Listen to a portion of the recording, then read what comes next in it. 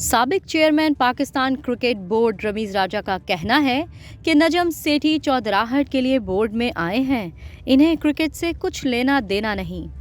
Social media पर गुफ्तगू करते हुए रमीज राजा का कहना था कि नजम सेठी को एडजस्ट करने के लिए क्रिकेट बोर्ड का आइन बदला गया। नजम सेठी ने तो कभी बैट भी नहीं पकड़ा। ये सिर्फ पाकिस्तान में ही होता है कि सियासी भर्ती के लिए आइन बदल दो।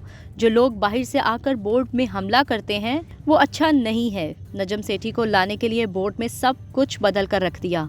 रात को 2:15 बजे ट्वीट कर रहे हैं कि रमीज राजा बाहर हो गए हैं, मुझे मुबारकबाद दें। रमीज राजा का कहना था कि जब टीम पाकिस्तान आ रही थी तो आपने चीफ सेलेक्टर को बदल दिया। मिडल ऑफ द सीजन आप कह रहे हैं कि मिकी आर्थर को लेकर आएं। ये तरीका नहीं कि क्रिकेटर्स जिन्होंने काफी टेस्ट खेले हैं इनको बाहर निकाल दें। मुझे खतरा है कि बहुत ज्यादा तब्दीलियां करने से टीम की यकजहती खत्म ना हो जाए। इस टीम के साथ छेड़खानी करना खतरे से खाली नहीं है।